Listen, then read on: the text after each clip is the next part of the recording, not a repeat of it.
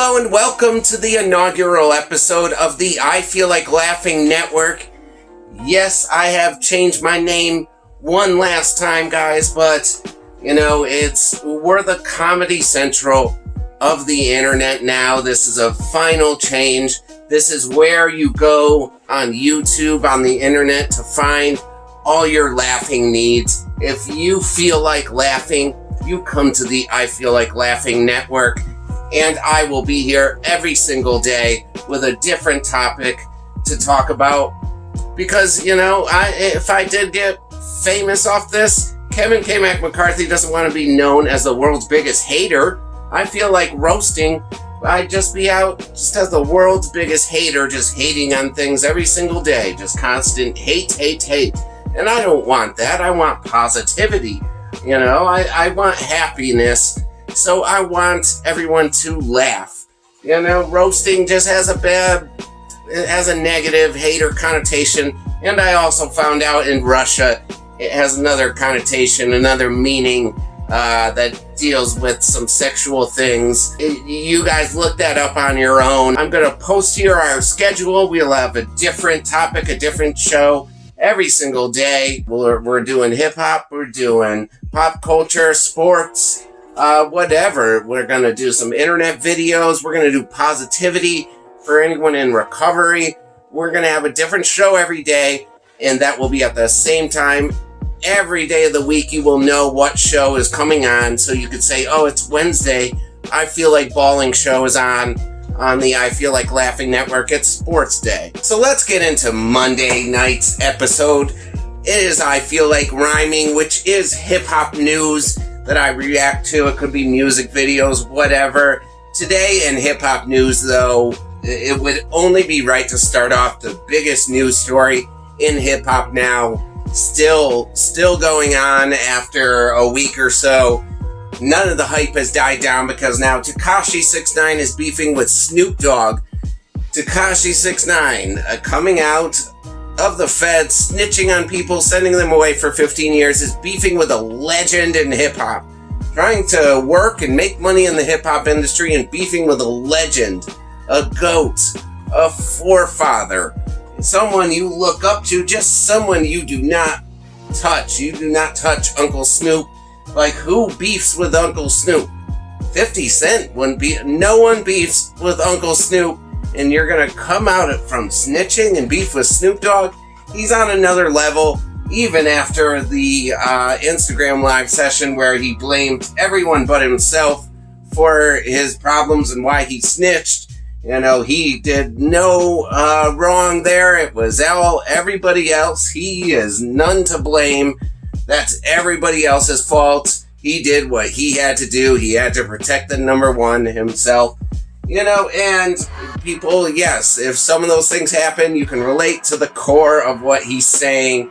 But, Tekashi, and he debuted with GOOBA, his music video with a bunch of girls obviously dancing. He's been in jail 2 years. What else would he put in the video? You knew that was going to do big numbers. That's his first video.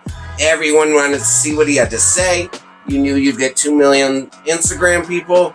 Everyone was tuning in. Everyone wanted to hear what he initially had to say about everything that fucking went on for 2 years. Like, everyone wanted to hear that initial conversation and see the first music video. What's his music styling? What's it gonna be?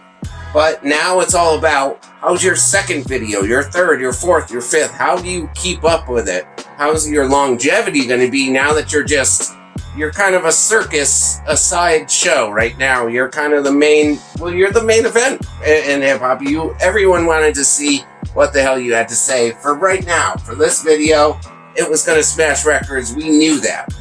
Anyone could predict that. Who knows anything about hip-hop? But it's what he's going to do in the future and everything. And now he's beefing with Snoop Dogg.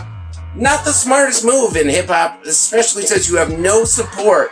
No support. None of your comments. No one in your Instagram Live or rappers. No one's giving you dabs, ups. No one's rocking with you. Unless you're a long neck. You might get a long neck verse. You might get a Whoa Vicky verse. I don't even think Bad Baby rocked with you. But, you'll get long neck. you could probably pick up Lil Xan somewhere. You could probably get Skinny from the 9 if he's, I don't know, he might be too entrenched in the 9, but that's probably your only features. You got no support from hip-hop, and then you go after a forefather, a legend in Snoop Dogg, and call him a snitch, and all this and that, and bring up these old, obviously, Suge Knight's mad at him for leaving Death Row, like, clearly that's the thing, and, you know, making up these snitching stories, like, clearly you need all these kids that he's the king of will go crazy. They don't remember Snoop Dogg and what was going on with Suge Knight and Death Row and the Tupac murder. None of the kids that listen to him have any fucking clue what that is. They were fucking, if they were unborn, they were 1 and 2. They don't care. They just think you're funny. They think you found another snitch. But in the hip-hop world where you're supposed to survive the rest of your life, this is like a death sentence. You do not beef with Snoop Dogg. So it's just, I don't know how he's been around for a week and you're beefing with legends, and it's just, I don't know how he's gonna survive this, you know, but what was he really gonna do when he got out of jail? Like, let's break this down real quick. You know, what was he gonna be the next Lecrae? He was gonna do, you know, Christian rap. He was gonna, you know, talk about his thanks to the Lord and this and that, and just be completely clean, no swears, just, you know, a man of God. That's what he was gonna do. That was gonna sell for him. He was gonna be the king of New York like that. Or was he gonna be just depend on his bars, you know, his lyrical skills? He was gonna be the 3rd member of Black Star. It was gonna be, you know, Mos Def, Talib Kweli, and Tekashi 6ix9ine, you know? He's just about bars now, and, you know, finding that third eye, you know, opening your mind, the woke Tekashi 6ix9ine, ready for those, you know, mathematical bars, those teaching bars where you learn something. No, we were never expecting that from Tekashi 6ix9ine. Or if you were strongly mistaken. You knew he had to pretty much stick to the same formula. He had to pretty much rap exactly the same, you know, because his young fans didn't care. They didn't give a fuck that he's a snitch. They think catching someone with that chicken spot with 100 spots is funny. You know, what do they care if it's true or not? It just sounds good when they're drinking and partying and trying to impress a girl, and the song comes on and they can go ka-ka-ka-ka. That's all they care about. They're around the bonfire. They want to get hyped. So that's his fan base, you know. He says he's the king of New York. That's the thing. He's the king of New York. He'll kiss you on your forehead, little. You're not the king of New York. You're the king of Wisconsin, of Iowa, Montana. You're the king of Middle America. There is no, you know, in New York, in Bronx or whatever, you're a major member of the Bloods, just banging that Tekashi 6ix9ine, watching this video, you know, and just getting all hyped up like, yo, you guys gonna bang this shit tonight when we go, you know, do some crimes and stuff? Let's bang this Tekashi. No one respects you in New York is fucking playing your song, listening. You think some respectable older guys, some gangsters are playing this in New York and saying, this is the king, this is our king, the king of New York right here, that's him.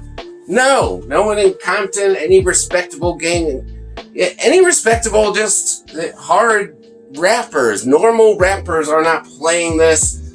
He knows what he's marketing to. You have a shark that looks like Finding Nemo. You have all the colors of the rainbow, flashy colors.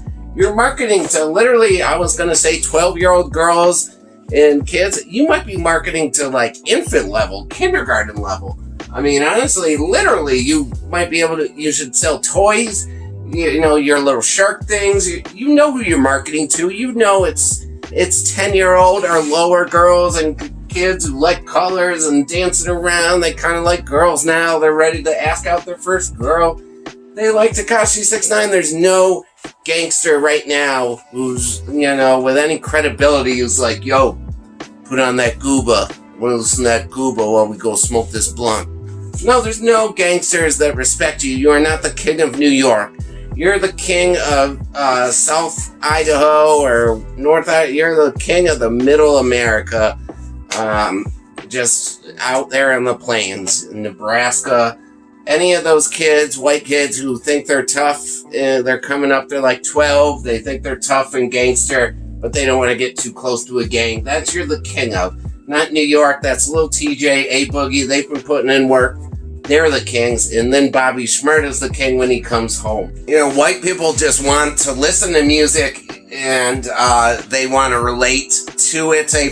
But like with rap, they want to, you know, this is how I got into it. You wanted to feel what that lifestyle's like, to live this dangerous lifestyle. It's like watching a murder mystery. You don't want to be like the murderer, but it's cool to be like a murderer drug dealer. You know, it'd be cool to watch Scarface, but you don't want to be Scarface because you don't want to get in a gunfight at the end.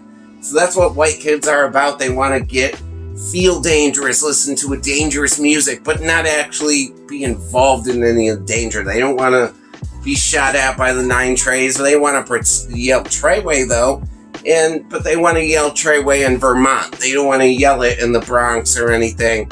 They want to yell it in their respective places far, far away from New York. Tekashi has a lane to attack, the snitch lane. He's very smart. He's a marketing genius. Like, let's just be honest. He's Kanye level genius. He is a marketing genius. He puts Vince McMahon to shame. Vince McMahon should hire him to create WWE wrestling characters because no one can do it like him. Tekashi just has created this character, this storyline. Like, movies can't even be written this well. He's up there on the genius level. Like Kanye, he's up there with all of them in terms of just marketing and maybe video editing. If he was alone editing this video just by himself, he directed this, shot this, edited this, did everything, lit it, fucking sounded it. And he's also like a cinematography genius. I mean, he's always been known for his video editing and all that. So he's also maybe a cinematography genius. I mean, he is so smart in that area. Who else can create the #1 sin or commit the #1 sin in hip hop is snitching, going to the feds, cooperating, snitching. That's the #1 crime in hip hop music. He literally went and did that, and who could come out of jail and be #1? Not even just respectable and just be in the game again. #1. I guarantee if Kodak Black went in and snitched on everyone, he's not figuring out how to come back and be #1. NBA Youngboys went in, Meek Mill, I know he's mad at him, but it's probably because if Meek Mill snitched, his career would be over. You know, YNW Melly is snitching right now. He's not coming back as #1. The guy is a marketing genius with his character. We will give him genius levels with his marketing and character, but I think he's so what's the word? He's so entrenched in this character. He's so into this character he's created. I think he's losing touch with reality. He's losing touch with Daniel Hernandez. He's just Tekashi 6ix9ine. And he's not realizing that he's doing real life shit that's getting people real life pissed. Like, he's just in this character and think no one can touch him. He's Tekashi 6ix9ine. He's the biggest rapper in the world, whatever. No one can touch him. There's no problems. But that's just easily told from you've had to move 2 times in 3 days. 3 days. You are 24 years old. Say you live 60 more years. You've now moved 2 times in 3 days. You think you can honestly keep this up for 60 years? You realize there's guys in jail right now. This is real life stuff. This is not Tekashi. These guys in jail, you just gave them 15 years in prison. And they're watching TV one day. You just handed them 15 years off their life. And you're giving them the middle finger and waving it with your tongue out. And a bunch of girls bouncing their ass behind you. 7 girls bouncing their ass. You know, twerking, shaking their ass. The only skin twerking and shit they're gonna see for the next 15 years is if they got a fat guy named Bubba in cell 3 down the way. They are not seeing any women shake their ass for 15 years. And you got fucking 10 of them behind you with your middle finger out and tongue out to them. They're not going to be like, holy shit, Tekashi is hilarious. He just took 15 years off my life, and now he's got his middle finger to me with girls shaking behind him. He is so funny. What a funny guy. He's such a great guy. Oh my God, he's hilarious. I'm just going to go lay down in bed and jerk off to the nearest Cosmopolitan magazine. No, that's not going to... They are so mad, right? Maybe they might have thought about giving you a break, but then they saw this fucking video, this still right here. Your tongue is out, middle finger up, 8 big booty girls dancing behind you.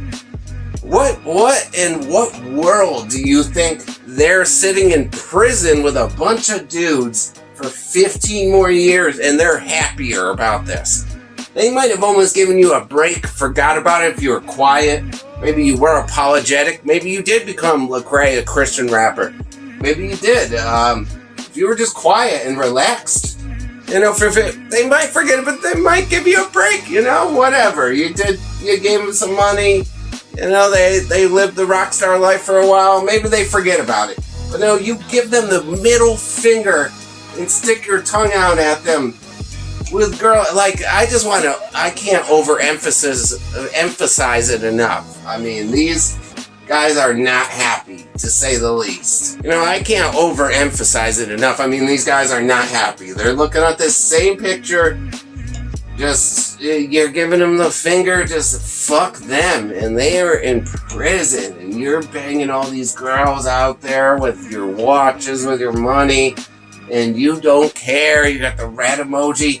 I just don't think you're in the real world. Like, these are real world dudes. They have real world daughters, mothers, you know, family members that you just took their lives away for 15 years. Like, their real life don't get to see their kids, their wives, and you're just giving them the finger. It's the most ultimate disrespect, and you just think that's fine. That's just, they're gonna brush that off their shoulders. Life is good. You just keep moving on. It's all good, man. It's all good.